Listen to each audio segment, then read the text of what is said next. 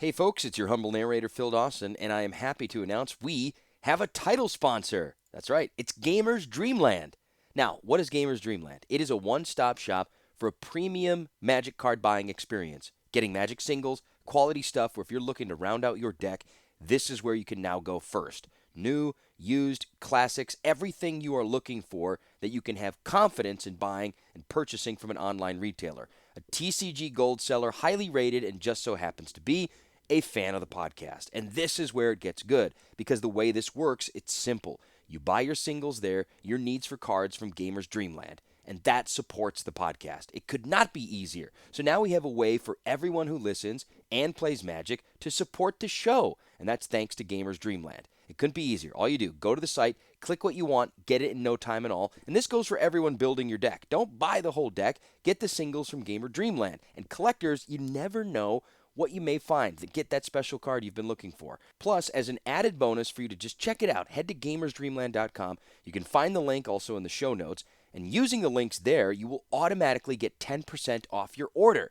See, it couldn't be easier. And it could be happier that we have an easy way to support the podcast just by buying Magic cards. So take a look, gamersdreamland.com, browse around, help support the show, support your deck builds. Gamersdreamland.com, a proud sponsor, title sponsor of the Magic the Gathering unofficial audiobooks podcast.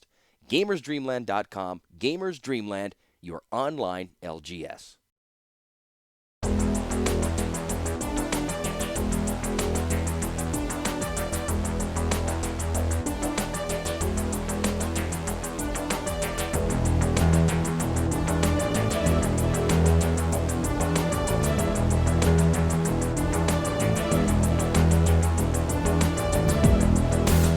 Chapter 6.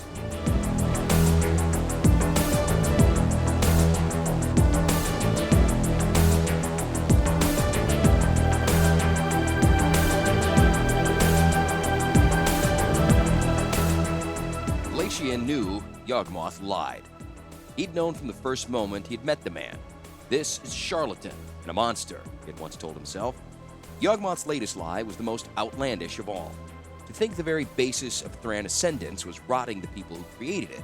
To think that the foundations of the Empire were so cracked and caving, and to base it all on eugenist theory, that humans were mere animals and they were animated by fluids and little beasties, that every tissue was made up of smaller tissues, every organism of smaller organisms in an infinite regression. It was all ludicrous. Glacian knew it. Rebecca did not. Even as Yawgmoth burned the boy and stormed out of the door, he had Rebecca's ear. With that ear, he would gain the ear of all of Halcyon. Glacian tried to warn his wife. Once the monster was gone, though, she heard only the screams of the boy. She had a fragile heart. She was as glass dove in her glass temple. The boy, a worse faker than Yawgmoth, his blackened sternum was nothing next to Glacian's lesions. Did Rebecca crouch over her own husband and worry? Did she touch his bare skin the way she had touched the boy's to lift that killing stone from him? He, a Thesis carrying untouchable? Did she pay Glacian any mind? No. Glacian did not exaggerate his ills. He complained only a tenth of the woes he suffered, unlike this upstaging brat. He's not that hurt, Glacian growled at last. Shut up, she had said desperately. On cue, the faker stopped his struggling and fell into a seeming swoon. It was all quite touching. Rebecca clung to him as healers came in to make the lad as comfortable as possible. They called it coma. Glacian called it an act. Did they listen? Of course not. Glacian was only a genius, and this lad only a scurvy rat who would chew off his own leg to get out of a trap. Who would they believe but the rat? Rebecca lingered after the others were gone. She did her level best to assure her husband. He did his level best to convince her Yawgmoth was a lying monster, and the boy a faker and killer. She did not hear. She could not. Rebecca was incapable of perceiving the darkness of humanity. She had no word for it. She could look right through a monster and never see him at all. When she left that night, Glacian contented himself with a thought experiment. Thinking was his only refuge. Just now, he thought of Power Stone dynamics. It was well established that crystals were charged when their cores were bombarded with enough radiance that the matter within turned to energy. Now Glacian wondered what happened to the space occupied by those particles. In theory, matter existed only due to a compacting of space. Crumpled space trapped energy, slowing it into material form. Smooth space was like a sheet of paper in the rain, bombarded by water but gathering little of it. As the rain continues, though, the paper warps and gathers more rain. Rills rise and troughs deepen. Were the paper bombarded long enough, it would crumple and fold, trapping the water. So, too, energy bombarded and warped space. The crumpled space trapped energy, converting it to matter. If so, when matter within a crystal was converted to energy, the space would unfold and straighten, thus charging a power stone, unfolded, even created space. Perhaps every charged power stone contained not only a vast store of energy, but a vast area, a pocket dimension.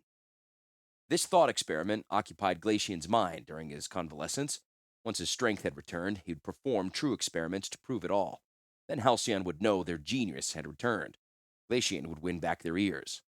Such were Glacian's thoughts as he dropped into a slumber.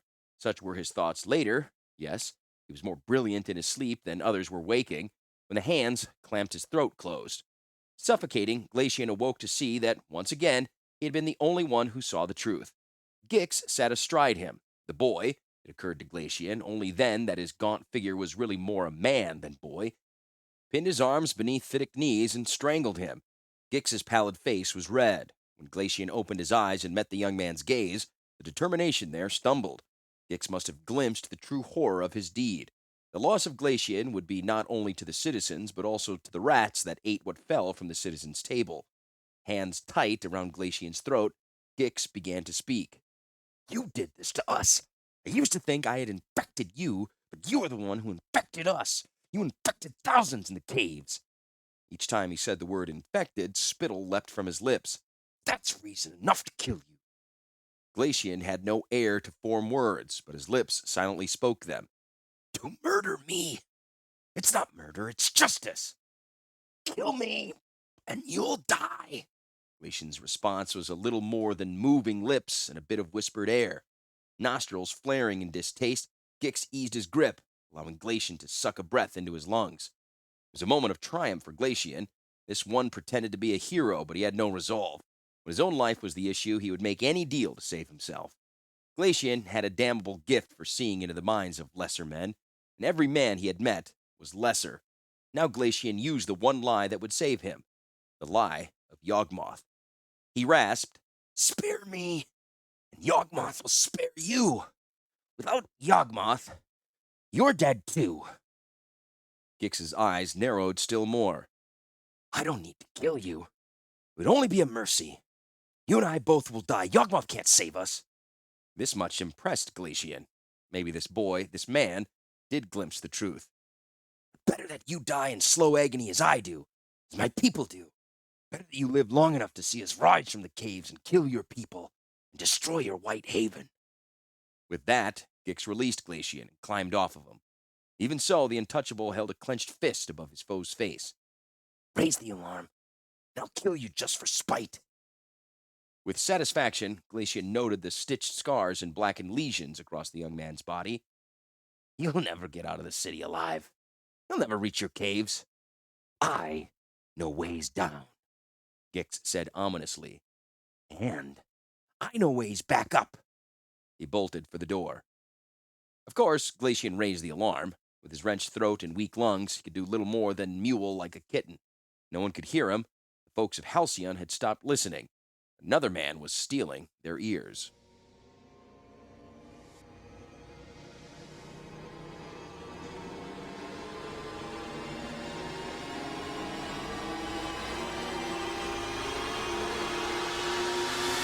Rebecca had not designed the council hall, and it was obvious. Massive, grim, gray, stodgy, symmetrical, fetid. For a century, this structure had been the height of Halcyon. It sat like a great cap atop a volcano. While the other buildings in the city yearned toward it, this building presided over them with stout arrogance. It yearned toward nothing but itself. It was a shrine to the past. 8 massive drums held aloft the central octagon of the meeting space, which in turn shouldered the weight of the gray stone dome that shut out the light of heaven. As Yawgmoth stood beside Rebecca just beneath that dome, he reminded himself that she had pluckily added a spiral stair and spire to it. Just as pluckily, she argued now with the Elder Council. Beneath each transept of the octagon sat a body of elders from one of the 8 Thran city-states. The largest, Halcyon and Nyoran, had 50 elders each, and the others fewer. At the head of each group stood an exalted podium where the eldest of each city-state presided. At the center of the dome stood the highest podium of all, a platform reached by two opposite sets of stairs. Clustered beneath the central podium were the leaders, heads of clans, seers, and geniuses. Glacian would normally have been seated among those 20, but for his thesis. Glacian and his thesis were the business of the day. I completely disagree, Rebecca replied to an eldest's objection. This is not a Hellsite concern alone. The work of my husband, of Glacian, is studied by every artificer in the land. The devices that have most greatly elevated us are his. Power Stone use was innovated by him, but even that is not the issue. The issue is that each of our city-states is utterly dependent on Power Stone technology. Our cities will collapse, sometimes literally, if that technology is removed. The gray-robed and masked moderator called upon the eldest of Losanon, a stately woman, half a head taller than most men and thin as a statue. There is no evidence of this thesis affecting anyone except your husband and the prison hordes in the caves. Indeed, your husband's ailment came from the caves, not from the city. Why not simply double the guard at the caves to prevent any escape, and suspend visiting rights until this plague has run its course? Rebecca was poised to respond, but Yawgmoth spoke instead. On the contrary, I have seen this plague in 3 other cities en route to here, and have heard it in the other 4. But it's always among the rabble, interrupted the eldest of Losanon. Always among the poor indignant. No, Yawgmoth broke in. There is evidence of infection among the citizenry of Halcyon, among folk who have had no contact with the untouchables. I have charted the progress of this plague in the caves of the damned, and know the beginning signs of it. I have found 6 other cases in the city itself, and I have not conducted extensive search. In fact, I would speculate that among the nearly 400 of us here gathered here, 10 are infected, and do not even know it. That caused a sensation. The moderator stood from his chair, the symbol for silence. At the doors, the moderator's enforcers tensed, ready to pluck from the crowd any who would not fall to silence. Quiet resumed. The moderator sat and indicated another speaker, the eldest of Chignon. The man was portly and privileged, accustomed to gaining his way outside of the council hall by diverting issues that might arise. These reports are alarming, surely perhaps alarmist? You are one man, Yawgmoth. 3 years ago, you were banished man among lepers, an enemy of the state. You practice a brand of healing that repels most of us. Why should we listen to you? Why should we take your word? Why should we believe you have ceased to be our enemy and become our friend? Don't take my word, Yawgmoth replied, shaking his head. I want you to find out for yourself. I'm asking for a core of your brightest minds to gather and see what I have found. They can judge for themselves. I'm asking for a chance to prove to you the reality and threat of this disease. Those who think me a charlatan can report their findings to this body. On the other hand, those who are convinced by my findings, my methods, could join me in searching for a cure. The eldest of Norion was granted the floor. In your written proposal, you asked for more than a core of observers. You asked for facilities, for equipment, a right to screen citizens. Without such things, how am I supposed to prove the reality of this plague? Yawgmoth pleaded in exasperation. He flung his hands out. Perhaps Rebecca was too quick to say this was an issue of public health, rather than the health of one man. But I would think, after all that Glacian has done for this empire, that it would supply a single wing of a single infirmary in which a small group of earnest seekers could do everything in their power to find a cure for him. Even if you will not allow this space and money to save yourselves, why do you allot it to save Glacian? The Mater recognized Jameth, eldest of Halcyon. The woman stood. She was a regal figure in red, with high cheekbones and rheumy eyes. Jameth opened an envelope and patiently unfolded a note within.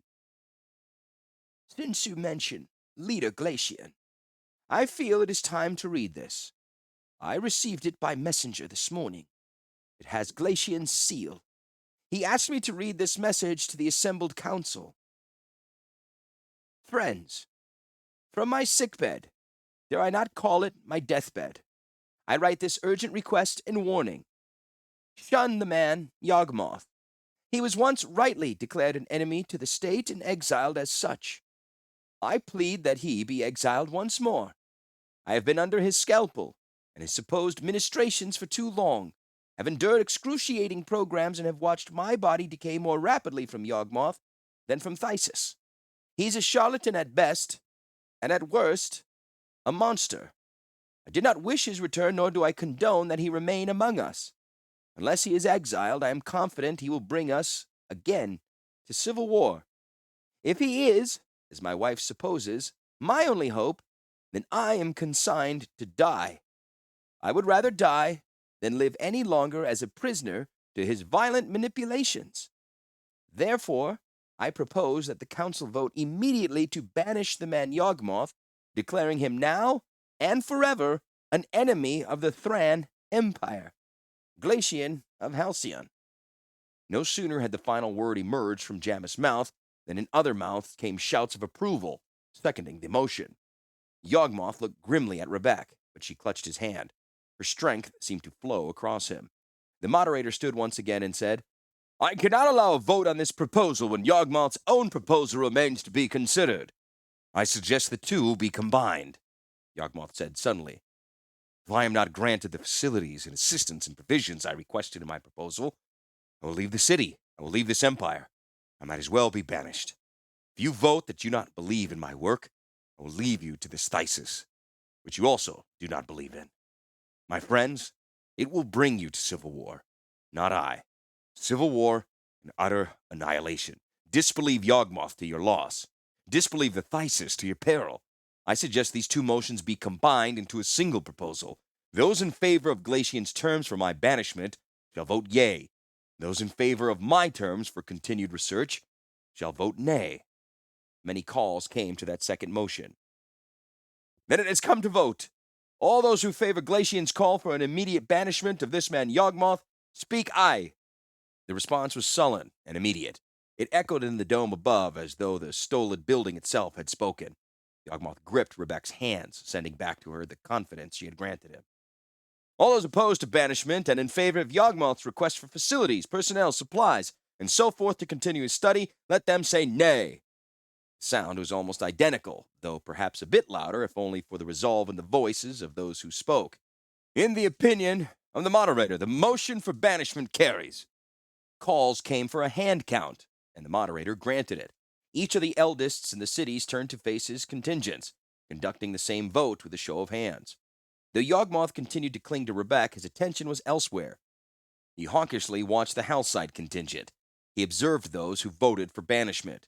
Every face was imprinted upon the black back of his mind. They won't do it, Rebecca whispered to him. They won't condemn us. Yawgmoth glanced down at her. Do you mean they won't condemn you and Glacian, or you and me? Her eyes were querulous, almost hurt. To condemn you would be to condemn Glacian. Yawgmoth only nodded, his jaw muscles flexed beneath a sheen of black stubble. The counts were tallied, the totals taken to the moderator. He stood and announced, The healer, Yawgmoth, will have his facilities and observers. The 8 eldests shall see to it.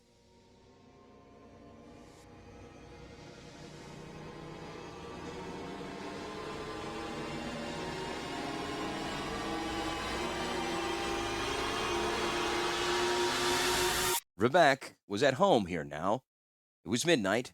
The moon was a grand sickle that scratched along the crystal foundation. Power stones loomed now in starry rings all around.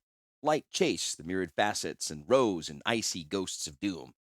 She was home, here now. Glacian's illness was horrible. He was her soulmate. Together, artifice and art, they had transformed the empire. When he fell ill, she ached for him.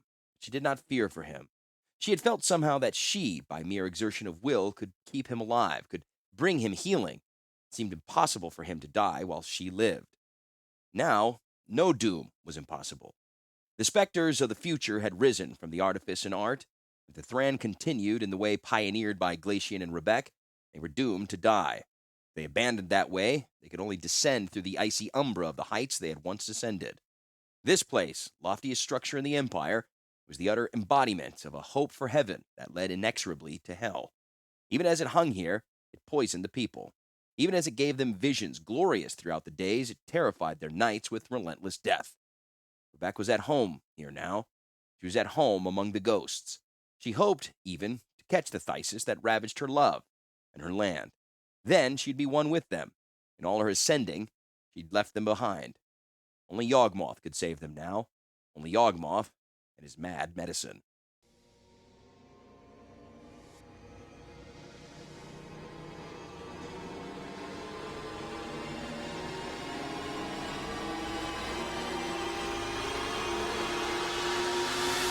The climb down had been hard. The climb back up was sheer agony. Gix's body had weakened with each moment since he had released Glacian. Part of it was the phthisis, of course. The black infection in his sternum had festered. Part of it, the larger part, was niggling fear. Survival more important to him than principle. Perhaps Gix had spared Glacian only because killing the man would mean his own death. He hated that thought.